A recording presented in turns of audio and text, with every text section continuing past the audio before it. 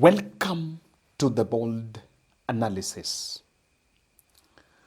The Kenya Kwanza Brigade, led by President Ruto, have spent the last 3 days, if not 4, in the Lakeside and, to be specific, Homabay County, trying to hype and, of course, would wink the Luo nation by staging Raila chemistry just to try to excite the crowds and mobilize numbers ahead of the Madaraka Day celebrations.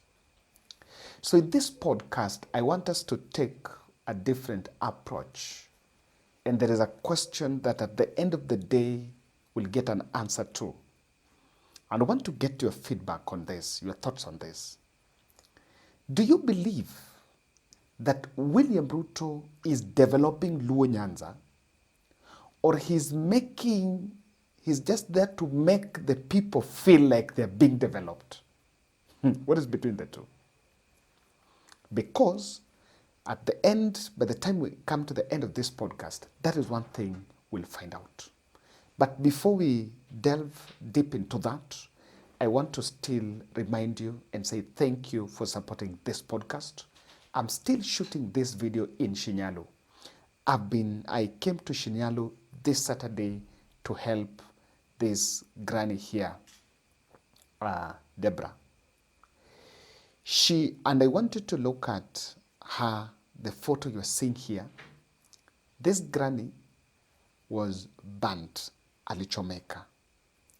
So alichomeka, she was having that kifafa. So kuna siku alianguka kwa moto, akachomeka, and she's not gotten a very good medical care. So when we arrived here in the morning, I sent my team just to assess, and the wound, as you can see hapo, inamuuma sana, and she's in deep pain. Hey. Hapata ni uchungu. Naumia. Toi mkono hii kwanza. Toi mkono.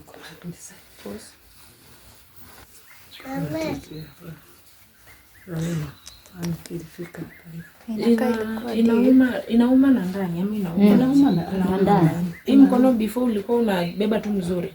Alikuwa anakaa kama chomeka. Alikuwa tu sawa lakini sasa hivi huwezi.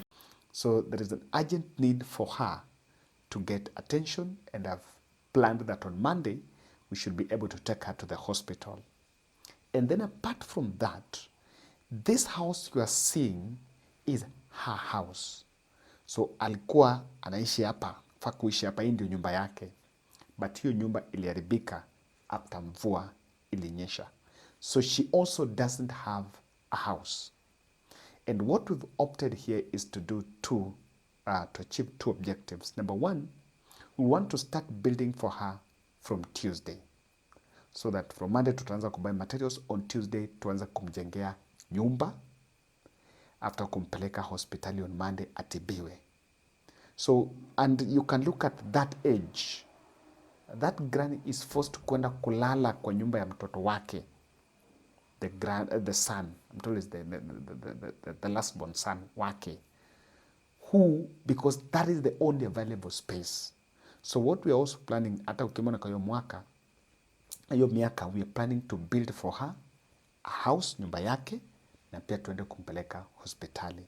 We're looking at a budget of probably 250,000 to help us to achieve that. And I want to say thank you, because we've started. I think we started this today. We already have around 13,000. And asanteni sana. Kidogo jaza kibaba. I believe that it can be done. Now, I want us to get to this, gist of this analysis. Through the cabinet slots that were given, Ruto has engaged Luo Nyanza region, gaslighting them. But one of the questions that then comes up is Nyanza being developed, or Nyanza is being made to feel they're being developed? Why am I saying this? When, for the 3 days that the president has been in Nyanza in preparation for Madaraka Day. He came there at a time when, of course, if you look at the TIFA poll was showing that Raila Odinga should be out of that deal, probably to think about 2027. And today, the president came back to Homabay. He was received at Homabay, and I just want to play for you a snippet of his speech here. Si affordable housing phase 1 imekamilika. Si barabara ndio hii mnaona vile inanyoroshwa. Si stadium ndio hii imekamilika. Sasa nyinyi mnasema tufanye namna gani? Tuendelee ama tusiendelee? Tuendelee ama tusiendelee?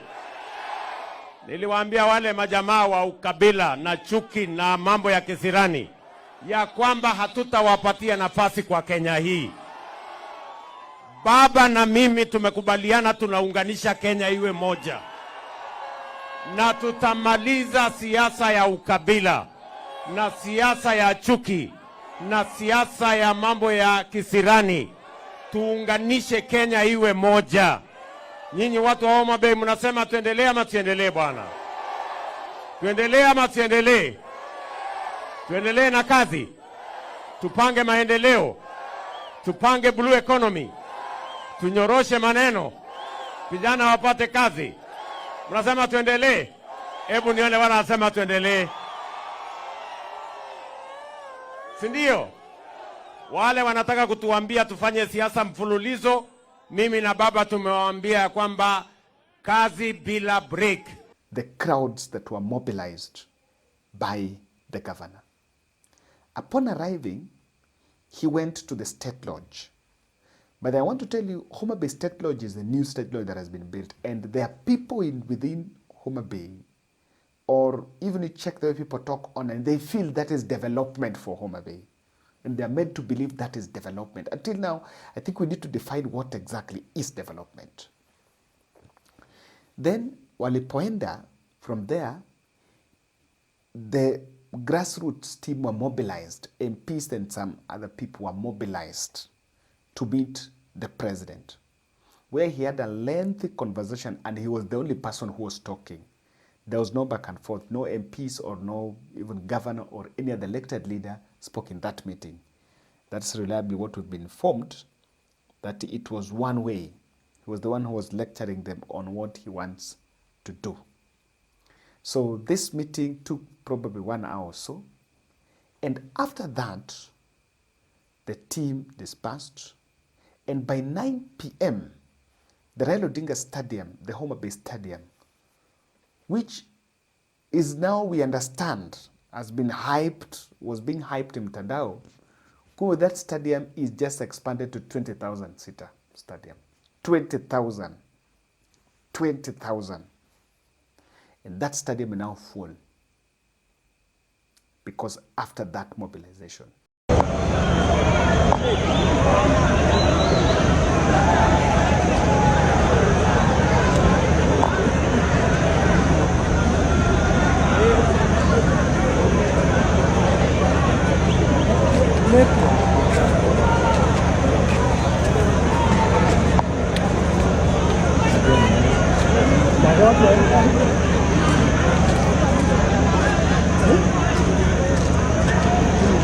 Mazun vizuri.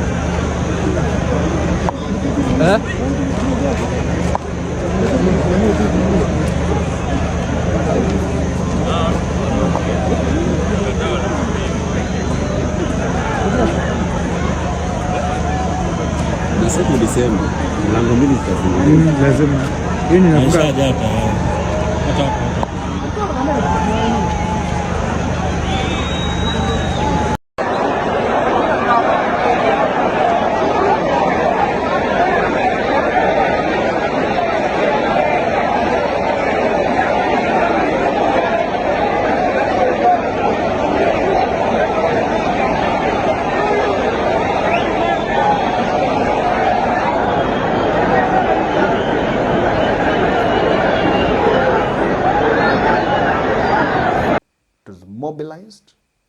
And of course, a facilitation was done for them to be there. And you can look at these videos. So these videos have been trending for better part of Saturday night. And you can see people, of course, hyping and saying that Homabay is welcoming the president. Look at even the crowds when the president was there. The crowds were all there with Raila. There's a question that narrative of, is developed. Nyanza is developed, so Nyanza is going back to William Ruto. Is Nyanza going back to William Ruto? And is it true that Nyanza is being developed? And that is why I said, that is how I want to premise this analysis. It's either of the two. And my position is, Nyanza is being made to believe and to feel that something is happening. So they cashed there at night walikuwa wameenda. But I've seen this other video where actually it was mobilized mpaka na hizi magari, if you check. Hizi ni school buses, ziko hapo nje ya stadium. Zimebeba watu zikaleta. Na wameletwa usiku, Saturday usiku. And I don't know why you have to carry people to bring, because I want to believe Homabay town inaweza, watu residents of Homabay town wanaweza jaza hiyo place. If you go and bebe na watoto wa shule hapa, ingine pale, unaweza jaza that place. But the people that organize these events always plan for people that have been paid, wamekuwa facilitated, wakuje. Probably those ones are the best in terms of cheering. Maybe that is the best cheering squad. So watu walikuwa wameleta wakakuwa mobilized, wakaletwa hapo. And they're now keeping night vigil. In fact, there was even a report of stampede. Just that the number was mobilized and mobilized beyond the capacity of the stadium. Now, of course, the crowds, the president is supposed to run perception of politics that have attracted huge crowds, and that is to mean that their people love me. That's one objective with the issue of the crowds. You will also see that during Homabay, there was the joint Raila Odinga and Ruto photos, and that came out loudly. In fact, Kithure Kindiki was left out of the Nyanza tour.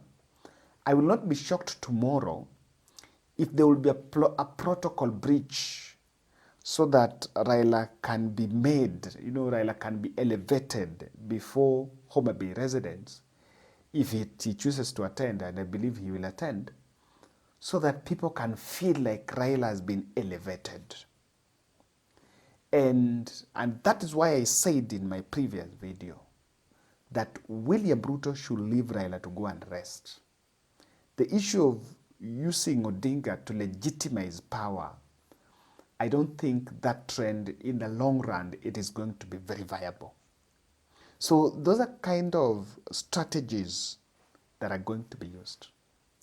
And the other one that they've also done, that the president have done, is to charge sycophantic support, and he's made it to believe that for you to get development, and allegedly they say development, you need to have a sycophantic following.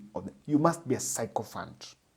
And that is why when the likes of ORENGO raises their voices, they are lynched. Today, he stood his ground again. He said, everyone has a right to say whatever they want to say, but yeye hatabadilika. Omomiyo seche moko kwaloso. Tonego walos ko waparo ni wakanye to wani kanye. Wakanye to wani kanye. Jaramogi Oginga Odinga otwe ndalo mang'eny kendo okedo ni piny nyako dhibu. Emomiyo kod biro dala ka alego kaluoka ok wanyal we moko wacho mago. Ayego buru kabisa ni piny ni ng'ama wacho pache. Ng'ama wacho pache. Mano ng'ama Nyasaye oro. To ng'at mawuondore makani moro biro kata jatwe tawa Kenya. Mago jomo na tero nyikamoro. Emkaonyo an Homabay. To Raila ng'eyo nwa kelo dongruok. To bendo paro ne president gi ok dhi maber. Oparo ne. Emomiyo an bende kamantie. Kaka nonyuola. An ok inyal loka. Mae kita. Odour oleronu. Nitie jo propaganda to Odour oleronu. Ni weche mag dongruok. To wan kanyakla. Ma jatend Raila mondo Odinga. Sama meko okeke. En ma nyotieko wach nwadhi neno president He said it in here today. And even though he spoke this in the room, but that is what he said in that clip. So ORENGO has maintained that his standpoint that yeye itabadilika, mtu atasema venye anasema, watu watataka venye anataka, lakini yeye ana believe on what is right and what he stands for. So this brings me, you've seen watu wameenda stadium usiku and the videos are trending, people are saying, you know, Homabay people have the president, they've already washajaza stadium. You know, they turned out in their numbers and this and that. So, and I want to say that the president is gaslighting Nyanza. What is portrayed as Nyanza is being developed, is it Nyanza being developed or is it Homabay? And if it is that development, and I want us to look at these factors. Is it comfortable that cabinet slots that have been given to the Mbadis and Opiyo Wandais are treated and packaged as president's favors? In fact, it is normally a big political hypocrisy, ironical for the ODM team to praise Ruto that sasa Ruto ameleta kila mtu kwa serikali, and now you need to ask what brought that Damascus moment. You know, what brought that Damascus moment? Or rather, you need to put it this way. If there was no protest, kama ile protest haingekuwa, do you think Mbadi would be a financier now? Do you think angeleta watu kwa serikali kama ile protest haingefanyika? And remember, that protest was not led, the Gen Z protest was not led by ODM. So it is circumstances that forced Ruto to work with ODM. While someone wants to portray that as Ruto's Damascus moment, that, you know, Ruto realized he needs to work, he needs to bring the country together. That is why when I hear the president talking about the unity of the country, sometimes I laugh because I know he's not intentional about it. Why it not for the Gen Z to protest? Would he have realized that I need to bring the country together?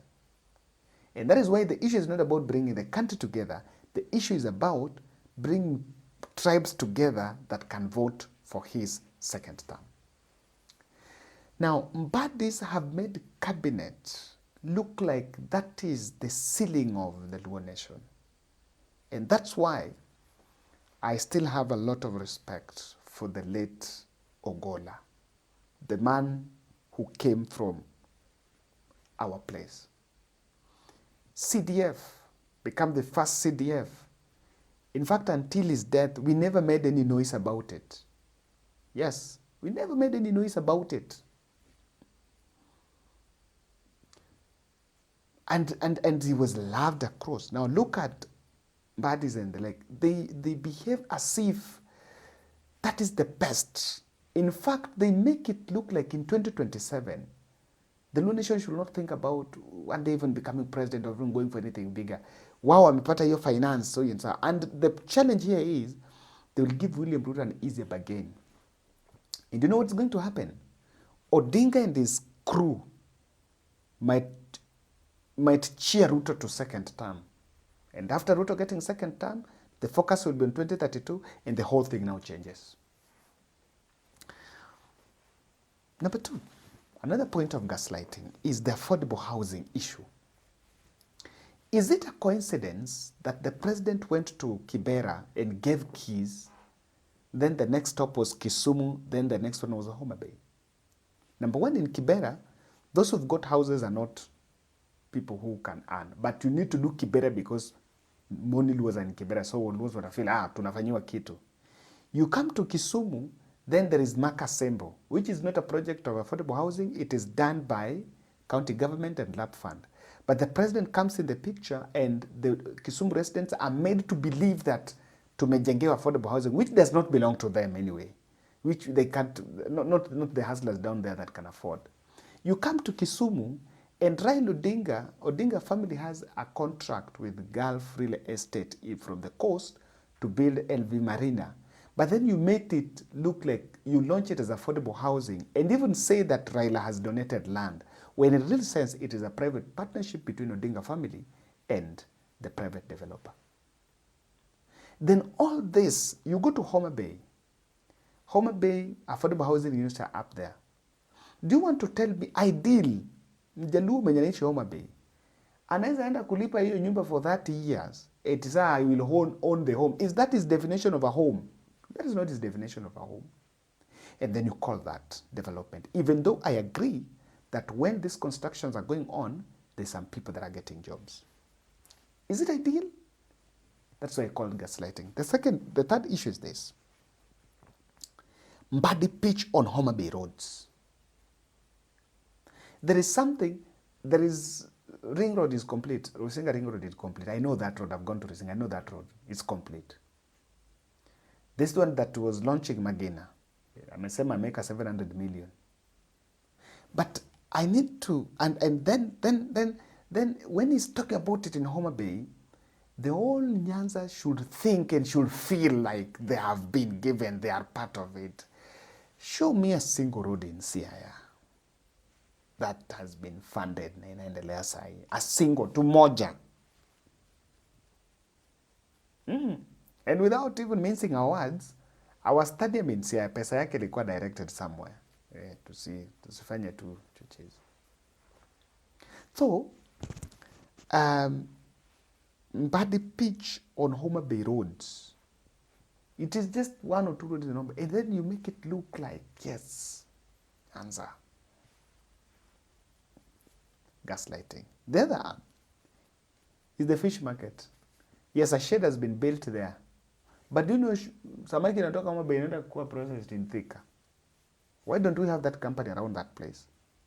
So it's a bit, we should have a candid conversation about all this. And you can mention the sugar leasing deals. When he came to Nyanza, he talked about sugarcane farmers. He could not confront it and say, I've leased this Muroni Chemelil. Umesikia kimention Muroni Chemelil, haja mention hizo sugar companies. Hajazi mention. So Muroni Chemelil and the other one. He's not mentioned them. Why? Because anajua those are not deals that are so zenye watu watabai. And that is why even as Homabay then lays the red carpet for the president tomorrow, I know the broad-based politics is at the center of that tour. But do you believe that really Nyanza is being developed? That conversation is here, because otherwise people are receiving tokens and hyping and doing crowds anxiety, and that is supposed to be said to be called development. We need to have that conversation. Thank you.